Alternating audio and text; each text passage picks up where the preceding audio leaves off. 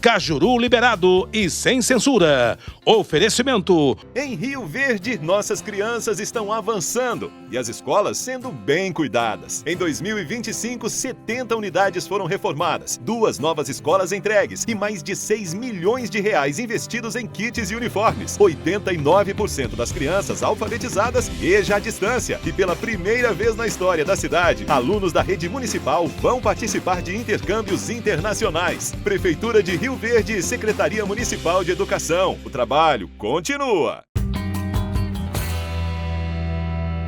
Podemos entrar aí nas suas casas? Se vocês permitem, agradecidíssimo. E o coração é sincero para o desejo de Deus e saúde, alegrias e vitórias em suas vidas. Tudo pronto, a postos para um talk show diferente de entrevistas como você nunca viu. Em rede mundial, pelas redes sociais e nossas demais parceiras. Bem, o privilégio de sempre, felizmente, é ter a companhia desta brasileira, guerreira e uma mulher, não só no Senado, em tudo que faz, acima da média, Leila do Vôlei. E olha com quem a gente sonhava entrevistar. Estamos hoje, este animal político. Um animal político também, um grande exemplo. Mais uma vez, um prazer estar contigo aqui, nesse momento especial com o nosso presidente Lula. Prazer, presidente, muito bom tê-lo aqui conosco. Leila, o prazer é meu. Boa noite, Cajuru. Boa noite, Leila. Estou à inteira disposição de vocês. Isso. Presidente, primeiro vou começar de uma forma especial, por uma conversa nossa. Eu acho até que a Leila estava nela.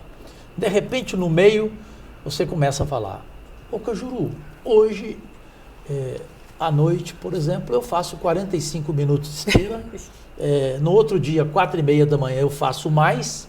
Eu não estou nem aí com futrica, com o que o outro fala, o outro não fala. Eu estou bem, eu sei que eu vou fechar o governo em 2026 muito bem. E falou um monte de coisa a mais. Aí eu te vi num otimismo, né, que eu acho bonito isso, o mundo pertence aos otimistas. Você que para muitos, e para mim inclusive, superou um Getúlio, superou um JK, esse é o legado que você quer deixar como presidente da República em 2026 ou em 2030?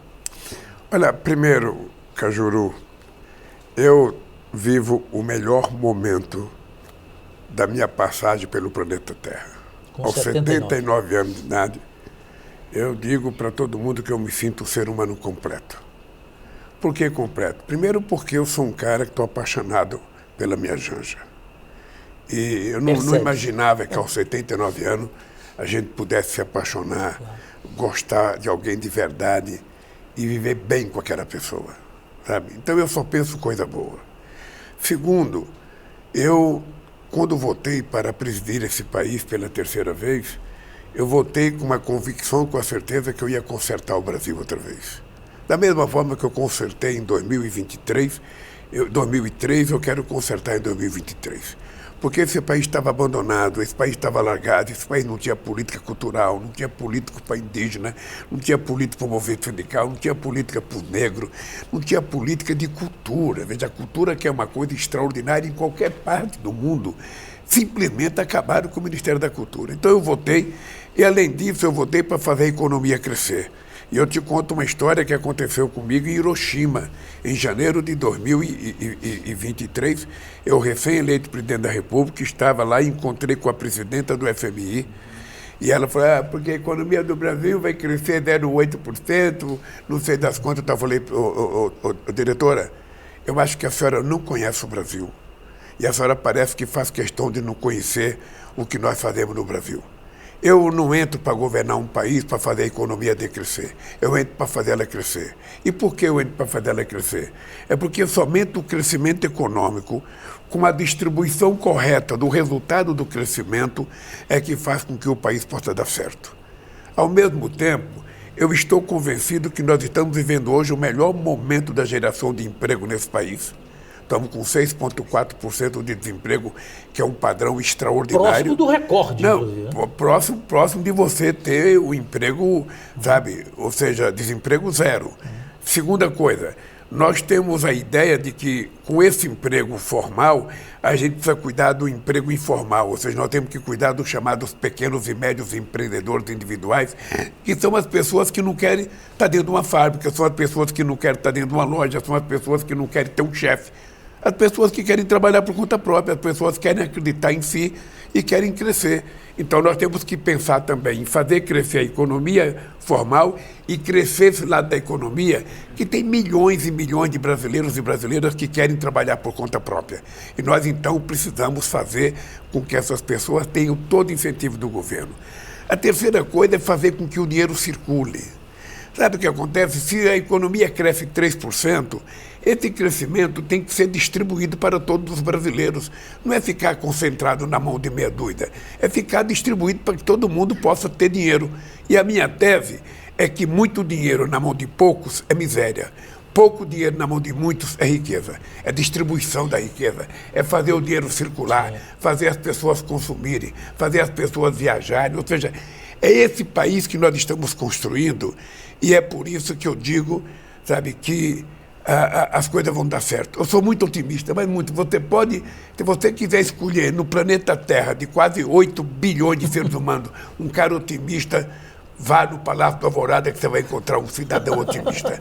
Otimista na vida pessoal, otimista na política, otimista na economia. Eu vejo o mercado falar bobagem todo dia, sabe? Não acredito nisso não, porque eu já venci eles uma vez e vou vencer outra vez. A economia vai dar certo porque o povo está participando do crescimento desse país.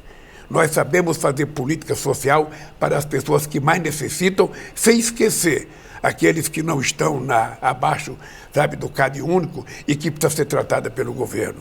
Então, o legado que eu quero deixar para esse país é o legado da credibilidade do povo no país, é a autoestima do povo brasileiro, é o emprego, sabe, com salário justo, é o empreendedorismo ficando cada vez mais profissional, cada vez ganhando um pouco mais, e é a sociedade ter possibilidade de estar na escola, de fazer universidade, de ter um emprego melhor. É esse legado que eu quero deixar. É um legado de que o povo brasileiro recuperar a sua autoestima, viver bem, sabe, ter o direito de tomar café, almoçar e jantar todo dia, ter o direito de ir no restaurante e levar a sua família para comer pelo menos umas 2 vezes por mês, ter direito de comer uma carne se quiser comer uma carne, ter direito de viajar, sabe, para outro estado para conhecer o Brasil. É esse legado que eu quero deixar. Eu tenho certeza que nós vamos deixar. É só você pegar os números. Pegue todos os números, veja quantas pessoas estavam andando de avião e veja quantas pessoas estão agora. Veja quanto era o salário mínimo, veja quanto que é agora.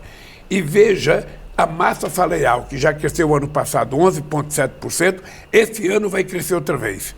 E você sabe que quando o salário cresce, quando o salário mínimo cresce, é dinheiro distribuído, é gente consumindo mais, é o comércio vendendo, a fábrica fabricando, o povo comprando e a economia vai em frente. É esse país que eu quero deixar. É o legado de prosperidade para 210 milhões de brasileiros e brasileiras. E, presidente Lula, Leila do Vôlei, eu sou muito direto, eu odeio entrevistar alguém que começa falando que está triste, que está pessimista, que não acredita no amanhã. Portanto, um começo diferente, Leila do Vôlei, dessa entrevista para o mundo inteiro, pelas redes sociais, pelos canais aplicativos smarts, LG, Samsung, Android, iOS, tudo do comando da Sul TV. É a sua vez, admirável Leila do Vôlei. Obrigado, Cajuru. Presidente, falando um pouco de mercado financeiro, tem uma pressão do mercado, né, e até do próprio Congresso, com relação a corte de gastos. O senhor teve uma reunião com a Haddad, com o Ministério, para apresentar um pacote.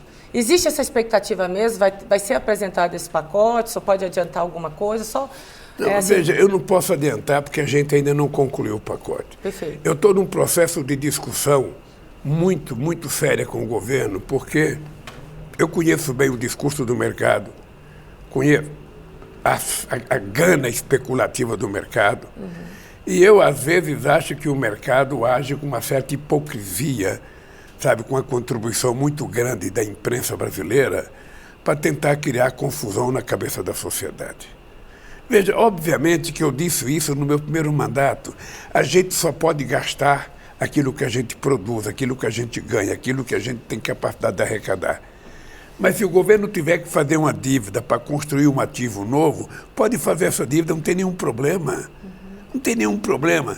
Acontece que nós não podemos mais jogar, toda vez que você tem que cortar alguma coisa, em cima do ombro das pessoas mais necessitadas. Nós temos que analisar, eu quero saber o seguinte, se eu fizer um corte de gasto para diminuir a capacidade de investimento do orçamento, a pergunta que eu faço é o seguinte, o Congresso vai aceitar reduzir as emendas de deputados e senadores para contribuir com o ajuste fiscal que eu vou fazer? Porque não é só tirar do orçamento do governo, claro. Eu tenho que tirar. Os empresários que vivem de subsídio do governo vão aceitar abrir mão um pouco de subsídio para a gente poder equilibrar a economia brasileira? Vamos aceitar? Eu não sei se vão aceitar. Ou seja, foi aprovado no Congresso, foi aprovado no Congresso esses dias um negócio muito generoso em que a gente fez desoneração de 29 bilhões para os empresários mais ricos desse país. Esses empresários vão abrir mão da desoneração para que a gente possa ter uma coisa mais importante na economia brasileira, com mais arrecadação e sobrando mais dinheiro para a gente fazer mais coisa nesse país. Porque essa é a conversa que a gente tem que fazer, a discussão muito séria. Sabe de que é uma responsabilidade do Poder Executivo, é uma responsabilidade do Poder Judiciário, que eu quero saber se também estão dispostos a fazer gasto, sabe, naquilo que é excessivo. Eu quero saber se o Congresso está disposto também a fazer um corte nos gastos, porque aí fica uma parceria e uma cumplicidade para o bem, para que todo mundo faça o sacrifício necessário para a gente colocar a economia em ordem. Porque se essas pessoas tivessem essa vontade de que o orçamento seja correto, sabe, no governo anterior, a gente não tinha a situação que a gente herdou. As pessoas se esquecem que quando eu assumi a presidência, nós tivemos que fazer uma PEC de transição que colocou quase 170 bilhões para a gente poder governar 2023 e, inclusive, pagar a dívida do outro governo. Inclusive, terminar o governo dele. Ora, as pessoas se esqueceram de que nesse país foi gasto quase 300 bilhões de reais para que ele se mantivesse no poder ou para que a gente não ganhasse as eleições. Então, esse país se esquece que a gente não tinha Ministério da Cultura, Ministério do Indígena, Ministério da Igualdade Racial e que nós estamos reconstruindo isso porque nós achamos que é necessário que a sociedade brasileira tenha representatividade, sabe, na totalidade e naquilo que é, sabe? Na elaboração das políticas públicas. Não, e não apenas para ajudar, mas como o Brasil é um país muito plural, sabe? É preciso que a sociedade esteja representada no governo. Então, eu tenho certeza, Lena, tenho certeza com uma fé que eu tenho em Deus, que a gente vai consertar esse país. Eu tenho certeza. Tem uma coisa que eu durmo tranquilo, porque, Cajuru, eu sou um cara que eu acho que Deus foi muito generoso comigo. Porque um cidadão que nasceu em Caetés, em 1945, numa pobreza desgraçada e não morreu de fome até 5 anos de idade, já foi um ato de generosidade de Deus para comigo. Depois, um cidadão que não tem um diploma universitário, que tem apenas um curso médio, ser eleito presidente da República pela terceira vez, é outro ato de generosidade de Deus. Então, eu não sei o que vai acontecer no futuro, porque eu não consigo adivinhar. O que eu sei é que meu mandato vence dia 31 de dezembro. Não, agora vai vencer dia 5 de janeiro. Sabe? E eu quero deixar esse país pronto. Eu quero deixar esse país com o povo comendo mais, com o povo estudando mais, com o povo vivendo mais feliz, com o povo mais otimista, sabe? Com mais segurança pública. É por isso que eu fiz a reunião com os governadores, para a gente discutir qual é a responsabilidade de cada ente federado para cuidar da segurança pública. Eu quero saber aonde é que o governo federal pode entrar para ajudar os governadores, porque, na verdade, quem cuida da polícia é o governador, da polícia militar, da polícia civil. E a gente só pode entrar quando eles requisitam. Então, o que nós queremos é fazer uma PEC discutida com os governadores. O governo federal não quer se intrometer nos estados, o que a gente quer é compartilhar com os estados responsabilidade para fazer com que a sociedade brasileira possa viver mais tranquila na periferia e no centro. Que não haja tanto roubo de telefone celular, que não haja feminicídio, que não haja violência contra os pobres, que não haja, sabe, esse excesso de morte das pessoas pobres da periferia, sabe, na maioria negra. Esse país tranquilo é que eu quero deixar. E é por isso que nós estamos tentando compartilhar. Nunca antes na história do país, um presidente da República toma decisão chamando os governadores para participar. Sim. É a terceira reunião que eu faço com os governadores, quando a gente acaba de ter um presidente que não conversava com os governadores. E aos estados nem falava com os governadores. Todo ato que eu vou, Cajuru, pode ser o meu pior adversário. Ele é convidado para participar. Eu sei disso. E se for, será tratado com respeito e com fidalguia, porque é isso que eu aprendi com a dona Lindu. Respeitar as pessoas. E quando eu falo, eu sei disso porque represento o estado de Goiás, onde há divergência do governador contigo, e vejo tudo o que Goiás tem direito em recursos, e veja a forma como você trata o próprio governador de Goiás, Ronaldo Caiado. Leila do Vôlei, você e eu estamos, graças a Deus, entre os senadores mais econômicos dos 81. Eu, inclusive, presidente Lula, se eu pudesse me ajudar, eu entrei com o primeiro projeto no começo do mandato, com a taxação das grandes fortunas e com a proposta de 50% da redução dos nossos gastos, os privilégios e tudo. O senhor pode entrar no portal de transparência e colocar senador Cajuru. Eu não gasto um centavo. Nem o café do meu gabinete eu aceito que o dinheiro seja público. Os funcionários dividem entre eles. Então eu concordo plenamente contigo. Eu acho que isso aí é o nosso grande sonho e é só um homem iluminado como você que pode conseguir isso no nosso país, se Deus quiser. Agora, presidente, o senhor fala um pouco do que recebeu. Então essa pergunta, Leila, eu acho que ela é inevitável. De toda a herança que você recebeu, qual foi a que te mais aborreceu e a que mais te deu entusiasmo para ter esse otimismo de corrigi-la? Olha, primeiro, a coisa mais desagradável que eu encontrei no país é que nós encontramos uma sociedade mais desestruturada do ponto de vista da organização. Ou seja, a sociedade brasileira, ela sempre teve divergência política, sempre teve divergência ideológica, mas ela nunca teve o ódio estabelecido na sociedade, nunca teve. Ou seja, eu lembro que a gente fazia campanha política em São Paulo, em qualquer outro estado, você terminava um comício, você encontrava com o adversário, cumprimentava, se abraçava, tomava cerveja, ou seja, o cara era meu adversário, mas não era meu inimigo. Agora foi estabelecida a ideia do inimigo, foi estabelecida a ideia da mentira. A prevalência da mentira, a prevalência do ódio, a prevalência do fake news é uma doença que precisa ser extirpada da sociedade brasileira, porque é muito mais fácil você contar uma mentira do que você contar a verdade. A verdade você tem que explicar, a mentira você não tem que explicar. Você pode difamar uma pessoa, sabe, no segundo hoje com esse mundo digitalizado, com essa, sabe, rede digital, que é uma coisa absurda. Não sei se você viu nas eleições americanas, sabe, em 2 dias, ou seja, eles publicaram 2 bilhões de fake, ou melhor, os fake news tiveram acesso de 2 bilhões de pessoas em 2 dias. Incrível. Ou seja, você destrói qualquer imagem, você destrói qualquer pessoa. E eu encontrei esse mundo. Só rapidinho te interrompendo. Essa madrugada, eu estava acompanhando a eleição, tudo tal, entra o TikTok, vem um plantão do Jornal Nacional, a Renata Vasconcelos dando notícia, luto no Palácio do Planalto, onde estamos aqui agora. O presidente Lula acaba de morrer. Eu falei, gente, que ponto que nós chegamos? Eu já vi entrevista minha aí, um picareta qualquer dizendo, não é ele, esse aí é falso, ele já morreu. Esse tipo de imbecilidade. O que acontece de concreto, sabe, é que uma das coisas que eu prometi a mim mesmo era tentar restabelecer a normalidade nesse país. A normalidade na relação com o Congresso Nacional, a normalidade na relação com o Poder Judiciário e definir claramente as coisas. Qual é o papel do Poder Judiciário? É fazer, sabe, o cumprimento da nossa Constituição e julgar os processos que a sociedade quiser.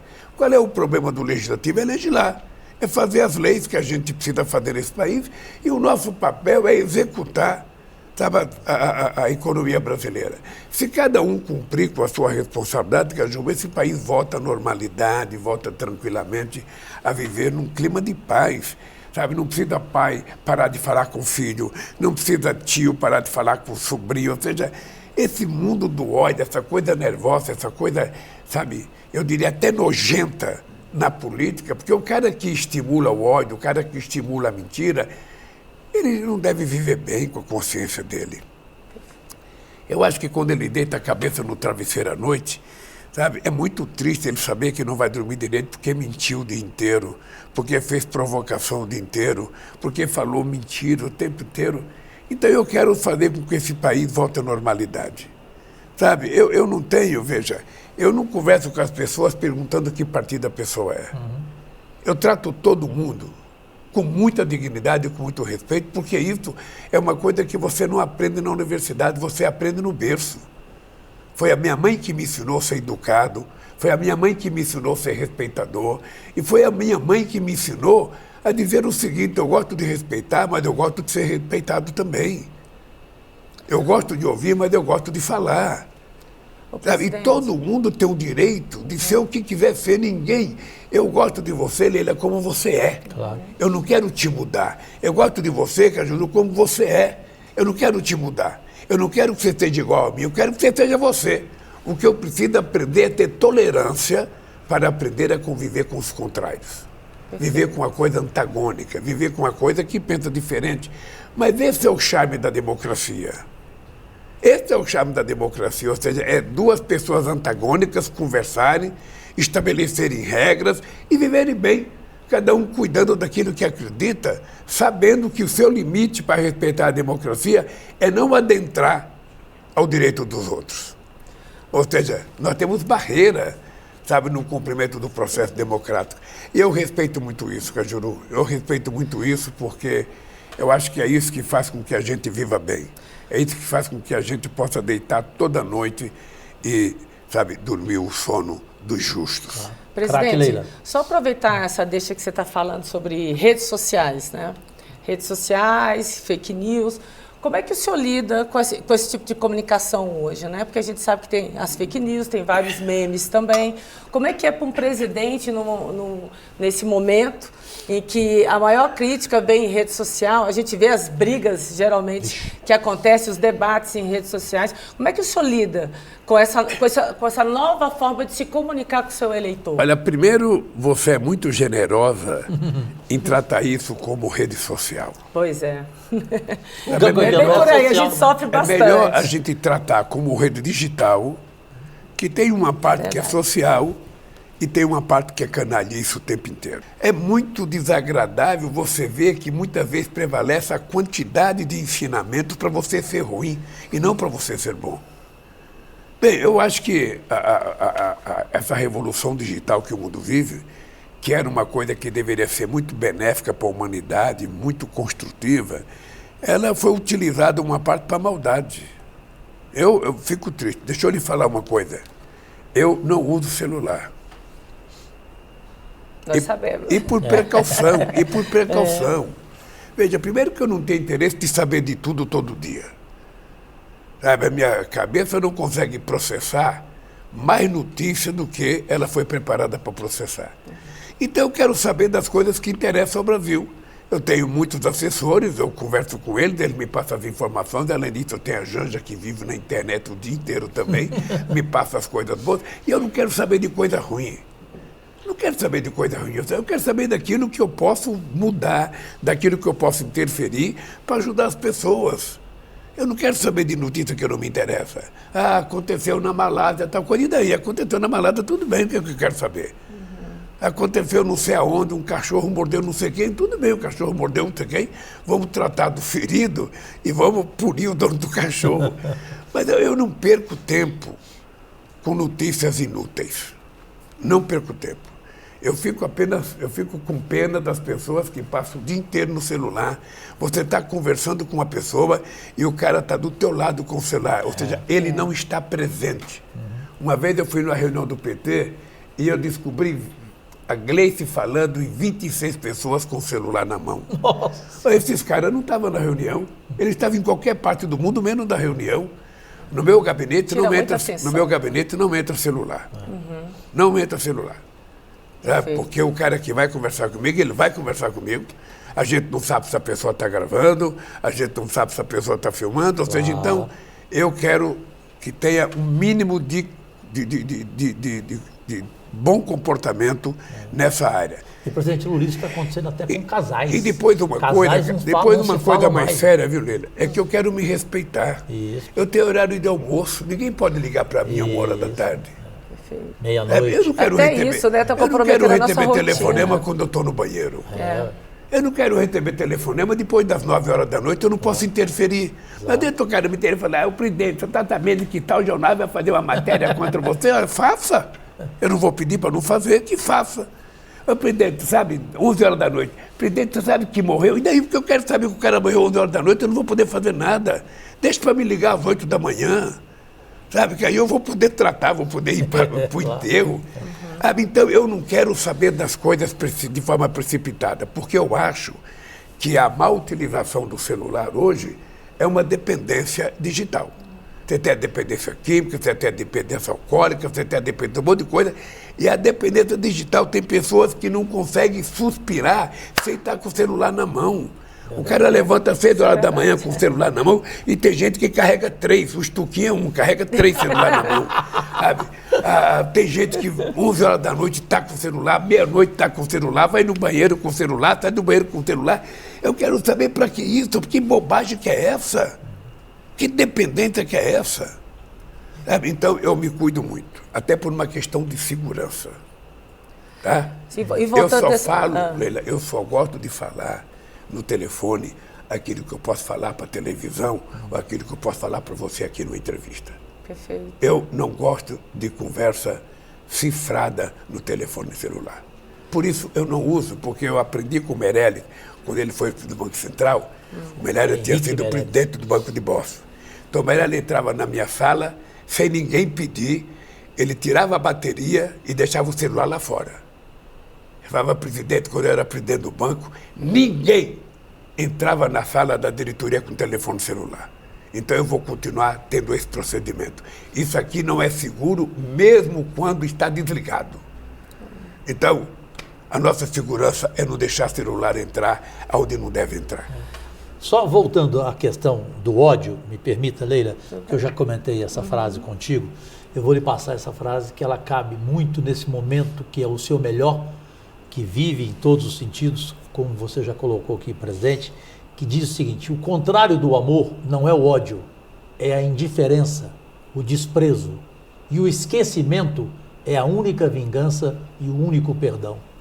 Essa frase, para mim, ela é linda. E por falar em ódio, e como você não está nem aí com futrica, mas quer queira, quer não, quem goste ou não goste, a futrica do mundo se chama Donald Trump. E a pergunta que eu não tenho como fazer para ti: presidente Lula, o que de pior pode acontecer com o Brasil com a vitória do Donald Trump dos Estados Unidos na presidência? Olha, eu não vou pensar o que pode acontecer de pior com a eleição de um presidente de um outro país. Eu não conheço pessoalmente o Trump. Eu conheço o Trump de ouvir dizer, de ler matéria dele, de ver ele na televisão, mas eu espero que a convivência seja a convivência civilizada que eu já tive com Bush, que era do Partido Republicano, que eu já tive com Obama, que eu já tive com Biden.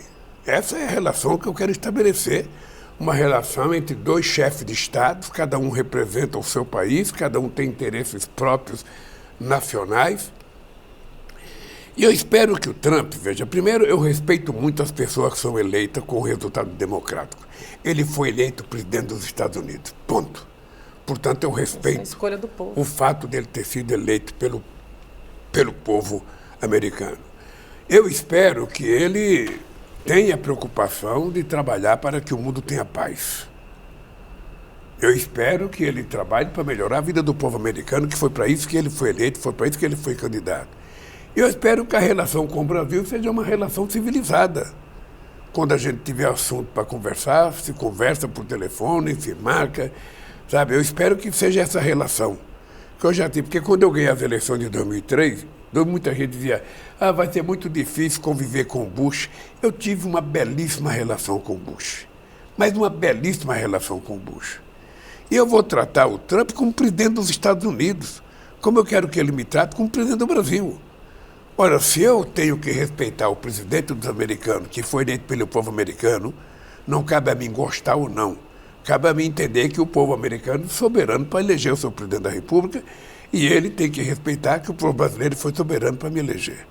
É assim que eu penso que a gente vai, estabelecer uma relação civilizada, uma relação de paz. Até por ser um grande parceiro comercial. E nós temos uma relação histórica com os Estados Unidos, nós temos uma relação histórica e que nós queremos manter. Os Estados Unidos é um parceiro privilegiado nosso. Isso não impede que a gente faça bons acordos com a Europa, isso não impede que a gente faça bons acordos com a China, isso não impede que a gente faça bons acordos no Mercosul. Eu acho que a minha relação será essa relação, a relação de um presidente com outro presidente, dentro das normas estabelecidas pelo bom senso da democracia. Leila. Presidente, uma pergunta. Eu só vou retornar à questão de fake news, à questão de narrativas dentro de rede social. O senhor teve um problema, o senhor teve um incidente, né, que o senhor machucou a cabeça, e toda hora uma narrativa. E aí é até interessante a gente aproveitar o senhor aqui nesse momento para o senhor explicar, né, porque o senhor também cancelou algumas agendas importantes, né, por causa desse episódio. Então, eu queria que o senhor explicasse o que aconteceu e a sua reação, né, porque foi realmente algo preocupante e as pessoas criam narrativas. Acho que é uma oportunidade de o senhor comentar um pouco, falar um pouco. Leila, eu caí de onde eu nunca deveria ter caído.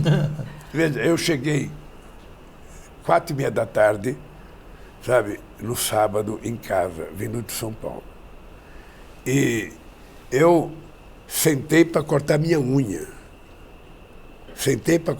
Eu cortei minha unha, lixei minha unha, sentado num banquinho que eu sempre sentei. E eu tenho atrás do banco que eu estava sentado, você tem um espelho, tem as gavetas onde você guarda as coisas e tem uma hidromassagem grande, com 1 metro e pouco de altura. Eu estava sentado, Quando eu fui guardar o estojo, ao invés de eu mexer com o banco, eu mexi só com o corpo. Bom, e aí, o dado concreto é o seguinte, é que não teve mais espaço, ou seja, a minha bunda não levitou. Então, eu caí e bati com a cabeça. Foi uma batida muito forte, saiu muito sangue. Você achou pro teu cérebro? Eu achei que eu tinha rachado o cérebro, rachado o casco, sem apoio nenhum, né? Com o peso do corpo. Eu fui direto para o Sírio-Libanês, eu achei que era uma coisa muito mais grave. A batida mexeu com o cérebro, estou fazendo ressonância magnética, a cada 3 dias, agora vou fazer uma última domingo, fazer uma domingo para ver se eu estou 100% curado. Os médicos me aconselharam a não viajar em voo, prolongado, então suspendi toda a viagem de avião. Ao mesmo tempo, eu estou tomando alguns remédios para prevenção, Eu vou me cuidar até os médicos dizerem, você está apto outra vez, porque batida na cabeça é uma coisa sempre muito delicada. Os médicos me dizem que é preciso uns 15 dias, 20 dias, até 30 dias para a gente saber os efeitos efetivamente que o tombo causou. E eu estou bem, estou trabalhando normalmente. Eu só posso dizer que a batida foi muito forte. Eu não estava cortando a unha do pé, eu não estava em pé, eu estava sentado, cortando a unha da mão. E lixei a unha e quando eu fui, que eu tinha terminado, eu caí. Foi uma coisa, me assustou porque a batida foi muito forte, muito forte, e saiu muito sangue. E eu então pensei que tinha feito um estrago lá dentro, porque o cérebro, ele é como se fosse uma gelatina, E ele fica circulando lá dentro, ele fica balançando, E eu pensei que tinha causado danos maiores. Na luta de boxe, quando o cara dá um burro no queixo do outro, que o cara cai. Eu pensei que eu tinha tomado soco no queixo, essa é a verdade. Bom, mas graças a Deus estou aqui bem de saúde. Graças a Deus. Bem, estou tomando alguns remédios de prevenção, para evitar qualquer outro mal maior, e estou acompanhando com os melhores médicos que esse país tem. E até agora, graças a Deus, não tive nem dor de cabeça. Graças a Deus, não tive dor de cabeça, não tive insônia, sabe? Não tive nada. Até agora está tudo perfeitamente bem. Essa batida não mexeu com o seu cérebro, não mexeu com a sua mente, não mexeu com tudo que você está nos apresentando nessa entrevista exclusiva depois de Os tanto médicos tempo. me disseram que eu fiquei um pouco mais inteligente. O Calil falou isso? Não, o médico falou. Os médicos falaram? Porque meu Ficou mais cérebro- inteligente. Não, porque meu cérebro está intacto, cara. Então, é o seguinte, aproveitando que ficou mais inteligente, eu vou ensinar a jornalista que Lula é o seguinte: se você perguntar, pergunte o que quer para ele, mas ele também responde se ele quiser. Não fique de cara feia para mim. A minha pergunta, aproveitando a tua inteligência. Um homem como Luiz Inácio Lula da Silva, cada vez mais maduro, não está na hora de você ignorar esse maduro? É a lá, Cajuru. Não, deixa eu te falar uma coisa. Eu aprendi também, Cajuru, que a gente precisa ter muito cuidado quando a gente vai tratar de outros países e de outros presidentes. Eu acho que o Maduro é um problema da Venezuela, não um problema do Brasil.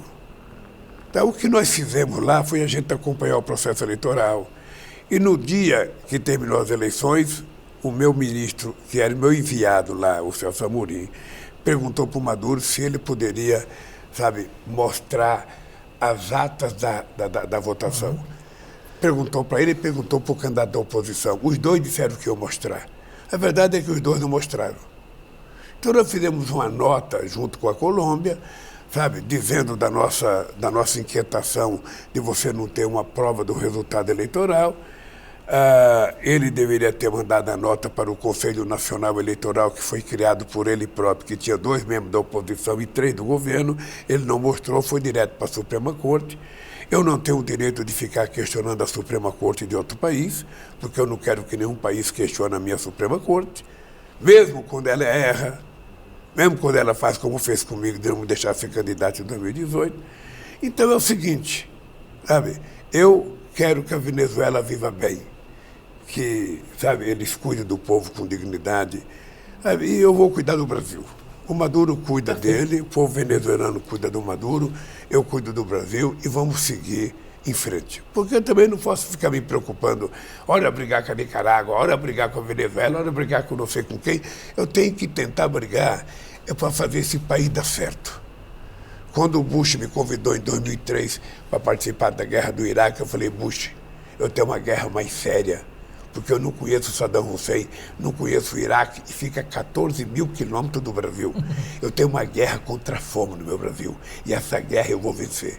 E vencemos. E agora, estamos vencendo outra vez. Em 1 ano e 9 meses de governo, tiramos 24 milhões de pessoas da fome e vamos entregar esse país com todo mundo tomando café, almoçando e jantando todo santo dia.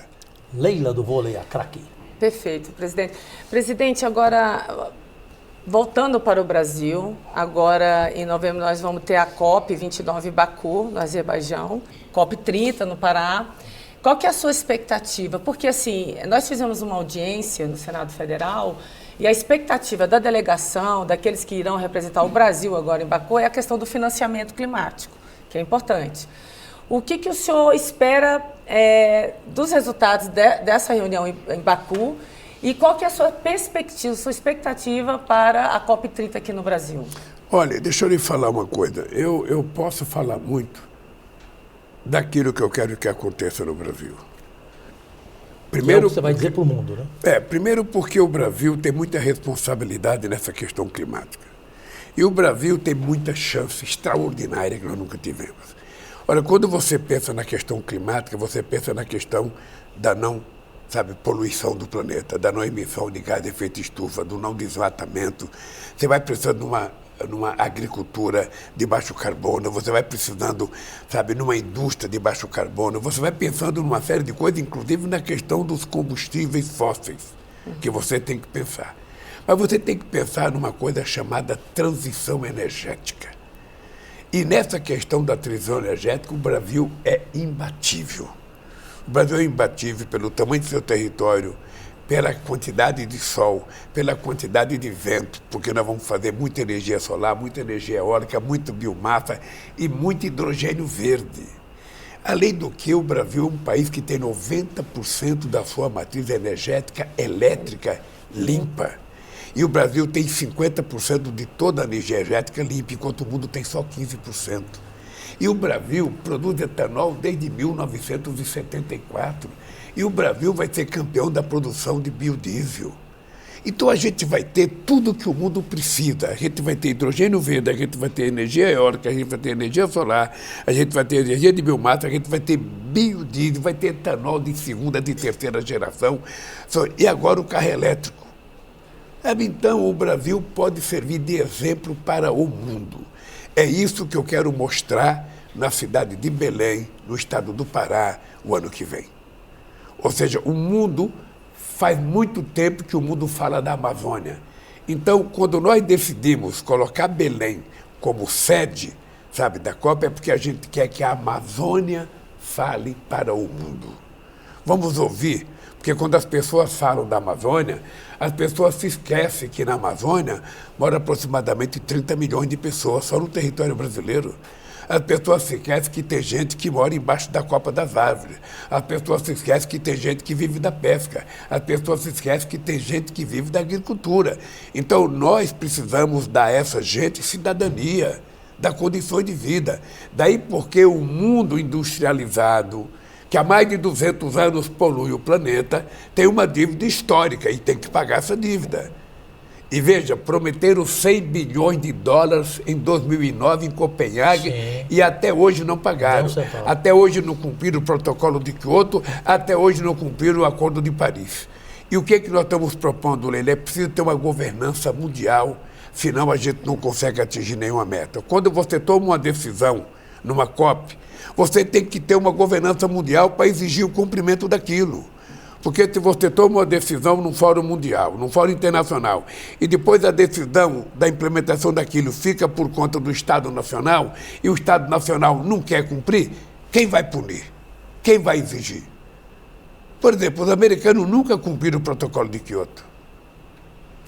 Ou seja, então, o que nós queremos dizer é o seguinte: nós temos interesse em preservar nossa floresta. Nós temos interesse em ter a agricultura sem carbono, com carbono baixo, mais importante do mundo. Nós temos interesse em ser a matriz energética mais importante do planeta Terra, totalmente, sabe, não poluente. Esse é o grande legado que a gente vai trazer para a Amazônia. Nós vamos chegar em Belém, Leila, com um pacote de coisas bem-sucedidas, que vai ser uma coisa extraordinária, que sirva de exemplo para o mundo. Que as empresas venham produzir no Brasil com energia limpa.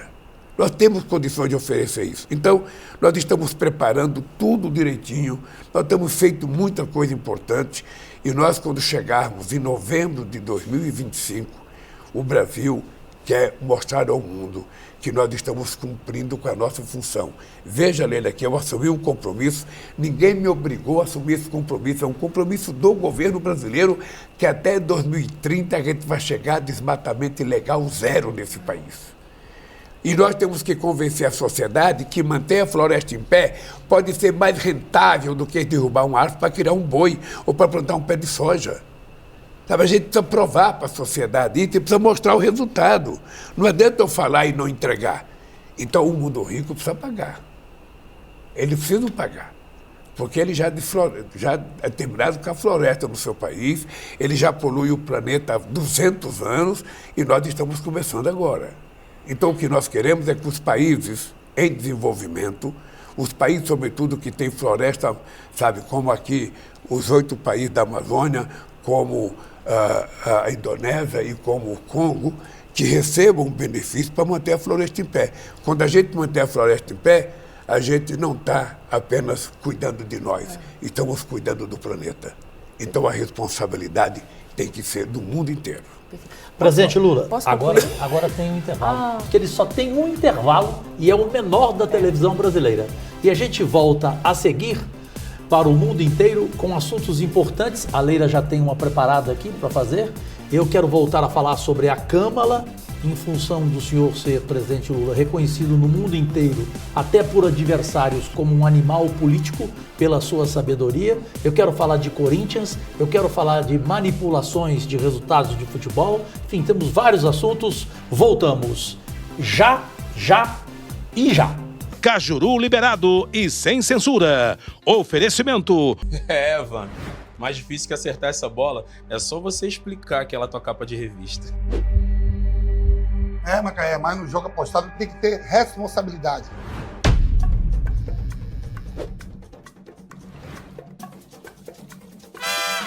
Deixa aqui de bola parada, eu entendo.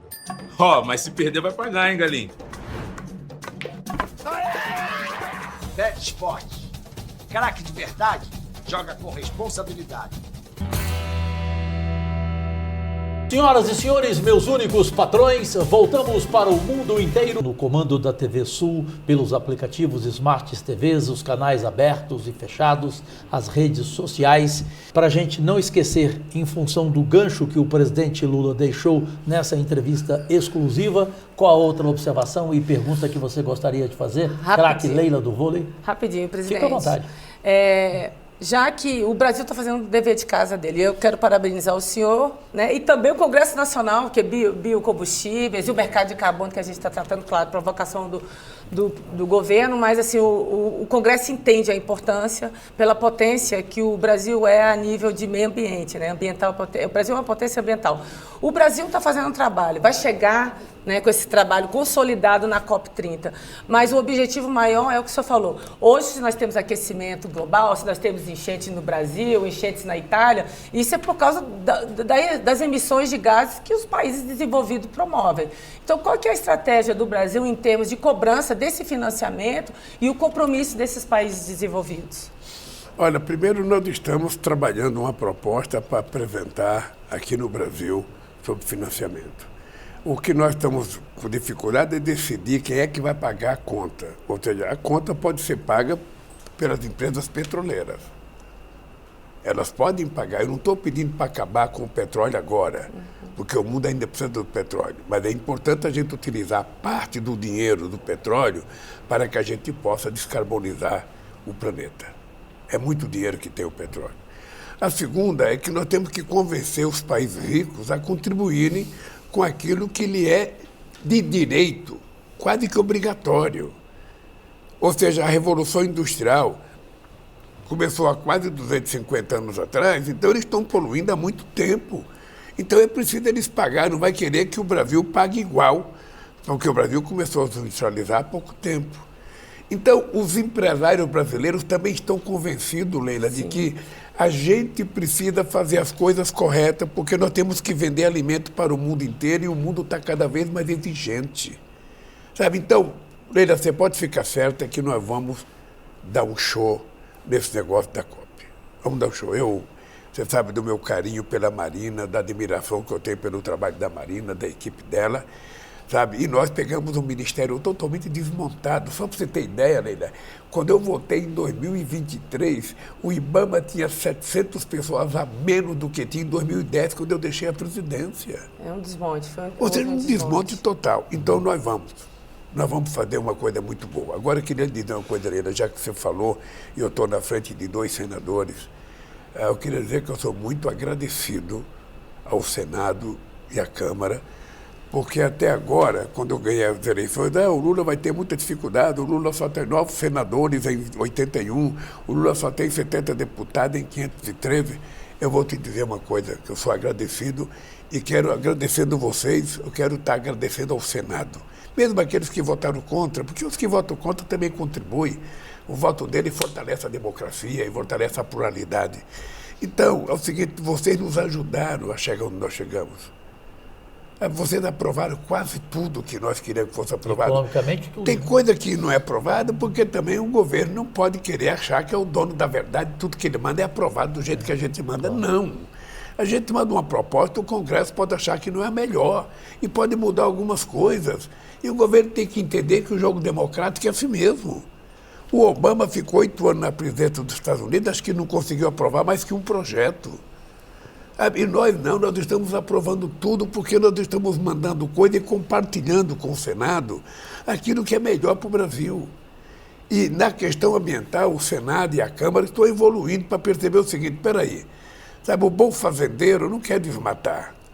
O bom criador de gado, ele sabe que ele tem que vender a carne dele para o exterior e ele tem que saber que ele precisa cuidar. Sabe? O cara que planta soja, que planta milho, que planta feijão, ele sabe que ele quer vender para o exterior, ele vai ter que tomar cuidado. Então, esses empresários estão ficando mais modernos, mais civilizados, mais democráticos, mais humanistas e mais ambientalistas. Adotando práticas sustentáveis. Que ele corre o risco de não conseguir vender sua soja. Ele corre o risco de não conseguir vender sua carne. Então, gente, é responsabilidade para todos. E eu estou convencido, Orelha, que nós estamos atingindo um grau de maturidade muito importante nesse país. Muito importante. Sabe, hoje eu já não sou mais inimigo da bancada ruralista. Não, eu acho que ela tem que existir como tem que existir a bancada do trabalhador, a bancada evangélica, a bancada católica. E nós temos que conviver... Ainda mais nessa semana que o BNDES deu uma ótima notícia para o agronegócio. Não, e que nós o agronegócio nunca recebeu tanto dinheiro como no governo desse comunista que eles me tratam assim. Sabe? Nunca. Eu estou dizendo para você, nunca receberam a quantidade de recursos que recebem no governo do PT. Mas o governo age de forma inteligente, porque é um setor fortíssimo da nossa economia, né? Nós estamos falando de produção de alimentos, que não é só para o país, mas para o mundo. Eu faço isso pensando no bem desse país. Com certeza, ninguém tem dúvida. Eu faço isso pensando que eu quero é que esse país cresça. Eu quero que eles cresçam, eu quero que eles vendam, eu quero que o Brasil seja cada vez mais importante no mundo. Importante. Então, eu não podia chegar no governo com ódio, com rancor, eu não gosto de fulano, não gosto de Beltrano. Não, eu não estou pedindo ninguém em casamento. Eu não preciso gostar das pessoas. Eu preciso respeitar a função dele, ele respeita a minha. Sabe, naquilo que for possível combinar, está combinado, aquilo que não for está divergido e pronto. Isso chama-se política. Na minha função, televisão é tempo. Eu vou entrar em outro campo.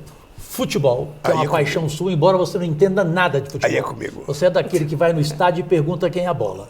Mas acha que sabe tudo, né? Corintiano, tudo. Falando sério, brincadeira à parte. Você comentava fora do ar do último jogo, que a Leila inclusive viu com o marido dela, o Emanuel, Botafogo 3, Vasco 0. Você falava do Luiz Henrique, que ele fez uma jogada lá Pelé. Não é isso? No segundo gol, não é isso que você falou? Você agora veja bem, esse Luiz Henrique é tudo isso? É. Mas ele está sob suspeita de manipulação de resultados de futebol por causa de cartão amarelo. Aí eu queria saber, qual é a preocupação do presidente Lula com essa paixão que você tem, que todos nós temos, que é a maior nossa, o futebol, com essa questão da manipulação? O que o senhor pensa? E se o senhor permitir, eu tenho uma sugestão excelente para ti. Deixa eu lhe falar uma coisa. Primeiro, eu acho que não é possível que a gente tenha manipulação, sabe, na sociedade brasileira, sendo vítima de maus empresários e de maus atletas. Ou seja, se um jovem jogador foi induzido a fingir que foi expulso, que recebeu o cartão amarelo para ganhar alguma coisa, está equivocado, está errado. Nem essa bet deve funcionar e nem o jogador deve continuar. É preciso que a gente moralize a bem da humanidade e a bem do Brasil. Eu não sou contra o jogo, eu estou favorável a um jogo regulado, em que todo mundo, sabe, faça aquilo com a maior sinceridade possível. Você já pensou numa solução, presidente? Veja, nós temos uma lei que vai entrar em vigor em janeiro. Me contou. E você sabe que eu Bolsa Família, cartão de crédito. Eu estou favorável à regulação, como nós estamos fazendo. Agora, se até janeiro essas coisas não der certo, a regulação, eu não tenho nenhum problema de acabar com isso. Eu posso te dar uma sugestão? Pode, eu sei que você está na comissão. Eu sou o presidente da CPI e fui o primeiro autor do projeto para a tributação e a legalização das casas de apostas. Por isso que eu converso constantemente com o ministro Haddad. Eu não dei essa ideia para ele. Eu vou dar diretamente ao presidente Lula. Eu vou pedir para ele assistir o programa. Pode pedir, pode pedir. Porque se continuar assim, qual que é a solução, na minha opinião? A partir de agora, o senhor proibir em decreto que haja aposta em cartão amarelo, cartão vermelho, arremesso manual, pênalti, escanteio, e que só possa ter aposta no resultado do jogo. É isso. Eu comentei isso com a Leila. O que você acha? Eu acho corretamente. Obrigado. A ideia é gratuita. Acho correto. Porque as pessoas podem manipular até o resultado de um jogo. Mas é muito mais difícil Muito que mais difícil. manipular um cartão amarelo, que o jogador, sacanamente, pode provocar o juiz para ter o cartão amarelo. Nós tivemos caso na Europa, Exato. inclusive envolvendo o jogador brasileiro Paquetá, da seleção brasileira. Paquetá. É porque tem um jogador que já ganha um bom salário, ele não precisava se prestar a isso. 4 milhões por mês. Sabe? Então não tem sentido. Então, essa tua proposta eu acho que é a mais decente do mundo. Você aposta no resultado. É isso. Está se falando muito sobre banir, né? Tirar o próprio... Igual na Inglaterra. Exatamente. Eu acho assim, a gente vai ter Essa que é a fazer... ideia sua, né? Exatamente, a gente vai ter que fazer esse debate com muita responsabilidade, porque assim, o atleta, ele chega, né, ao ápice dentro do esporte, ele deve ao esporte, ele deve ao sistema esportivo. Mas aí ele chegar ao nível que esses atletas que estão sendo acusados e simplesmente destruir a reputação do esporte, assim, é desmoralizar e destruir um sistema, é um ecossistema. Nós estamos prejudicando o esporte desde a sua base, que são os jovens que começam ali nos projetos sociais, até ao alto rendimento. Então, presidente, esse é muito preocupante. Então, é um debate que, como o Cajuru falou, tanto o executivo como o legislativo, a gente vai ter que fazer. E é muito importante porque a gente não está discutindo só de jogo, a gente está discutindo da criação de um novo ser humano. Isso. Você veja, um desses meninos novos que estão jogando no exterior, sabe, que já ganham um bom salário, não tem que entrar em falcatrua para ficar rico mais rapidamente. Essa molecada, com 18 anos, ganha mais do que o Pelé ganhou a vida inteira. Com certeza. Ganha mais do que o Garrincha ganhou a vida Num inteira. mês. Então é preciso que a gente trate com muita seriedade essa questão de jogo, porque a gente está na definição, não é só de que tipo de jogo, mas é que tipo de ser humano que nós queremos. Sabe? Então eu acho que a lei tem que ser rigorosa, muito rigorosa. Fiquei feliz demais e de que ouvir. todas as pessoas vá dormir sabendo que quem ganhou, ganhou de verdade, que não houve manipulação, que não houve roubalheira, que não houve enganação. Bom, gente, quem não está esperando pelo quadro, especialmente com o animal político, o presidente Lula. Então chegou a hora do Defina em uma palavra.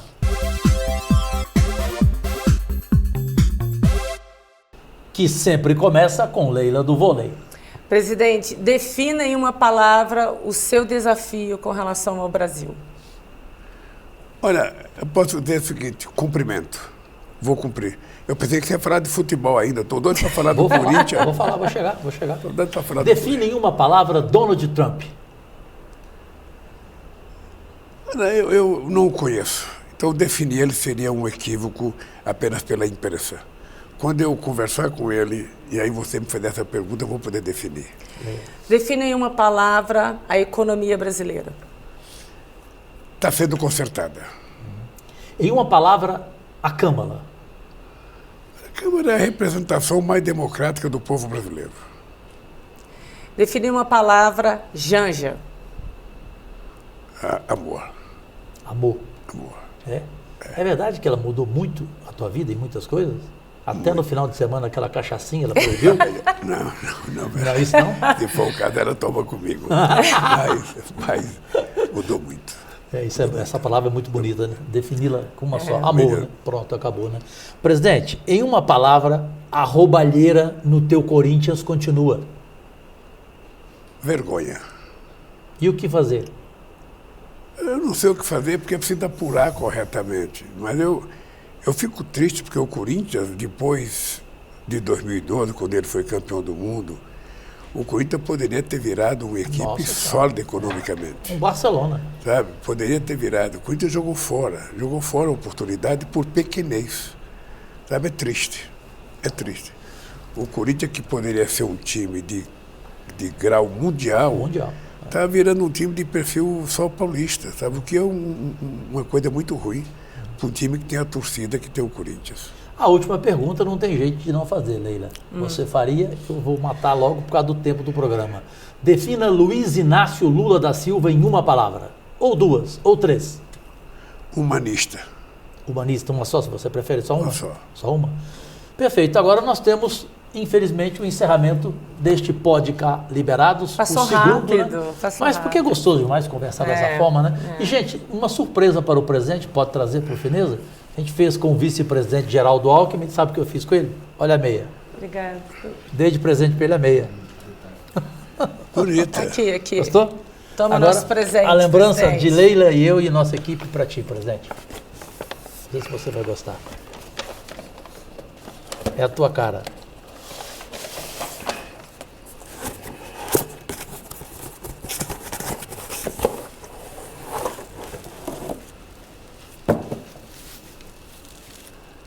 Ô, gente do céu. Coloca É no seu o quarto gabinete. São Francisco que eu ganho. Você sabe que eu ganhei do Chico Buarque, um São Francisco negro. Olha. Bonito, Esse. bonito. Pode tirar fotografia, Stucker. O Stuck há mais de 30 anos com o Maravilhoso. presente. O homem de 20 Maravilhoso. Momentos celulares. de oração, que nós sabemos que você também é um homem de fé. É um homem. Para ter otimismo, sempre precisa ter isso a aí. proteção. Presente, só agradecer essa entrevista exclusiva. Você só Estamos esqueceu juntos. de dizer no programa que eu sou um corintiano fanático. Então você pode falar, aproveita o momento aí, presidente. Eu cheguei a falar, né? É porque Fanático, eu queria não? falar. Você sabe que eu vou fazer uma entrevista com o craque Neto. Eu vou convidar o Você Neto. falou pra comigo, vir aqui. lembra? Lá no Palácio, há eu vou um mês fazer atrás. porque Eu falei, o que você acha? Eu falei, ótima ideia. Eu gosto muito do Neto. Eu também, claro. Gosto muito do Neto. Eu acho Não que... tem papo na língua, né? Até porque ele me imita, né? Desculpa. E eu vou fazer um jogo na Granja do Torto, viu? Tá pronto o campo. Você não joga bola. Eu joguei contigo, você está esquecendo, Mas com o Galvão Bueno, você com o sabe que Renan eu fui. Calheiros. Mas pode ser um comentarista depois. Eu fui o meio-direita Eu não erro poderoso. passe, presidente. Hein? Essa é a minha vantagem. Eu aprendi com o seu melhor amigo do futebol, Sócrates. Eu não erro passe. Você não erra, É. mas também não dá. Ele sempre, né? Presidente, Eu fui bom de bola na Várzea, viu? eu sei disso. Eu, na sexta, sonhava ser profissional, mas não pude ser. Ainda bem, né? Ainda bem. O Brasil agradece. Ainda bem. O Brasil agradece que Mas, você não foi Cajuru, jogador de obrigado futebol. pela entrevista. Você Nós sabe é que agradecemos. você sabe do o carinho, o respeito que eu tenho por você de muitos anos, desde a sei. eleição de 1989. 35 anos. Sabe, você, Leila, que eu sou um admirador. Obrigada, sabe, um admirador. presidente. E saber que você foi uma atleta tão extraordinária para esse país. Eu, quando vi aquelas moças bonitas jogando, dando murro na bola, eu ficava pensando, essas mulheres são tão bonitas que precisava ter um esporte mais Fruto de delicado muito pra treino, ela. né? Muito treino, muita dedicação. Mas vou dizer para você uma coisa, Cajuru. Para você e para Leila junto. Eu sou admirador de vocês. Obrigado. Obrigada. Sou Presidente. companheiro de vocês e quero dizer para vocês que a gente vai estar junto em qualquer circunstância. Se Deus quiser. Né? Pode ter certeza disso. E por este Brasil mais Para justo. ajudar mais Porque- ainda o Brasil. Não, porque uma coisa que é importante é o seguinte, é que a gente tem que saber reconhecer, sabe, quantas pessoas são generosas com você, quantas pessoas são respeitosas com você. E o trabalho que vocês dois fazem no Senado merece o meu mais profundo respeito. Meu mais profundo respeito. Uma frase Obrigada, curtíssima para presidente. ti. Você merece ouvir. Poucos merecem. Obrigado por você existir. Obrigado, querido. Deus e saúde. Obrigado. Agradecidíssimo.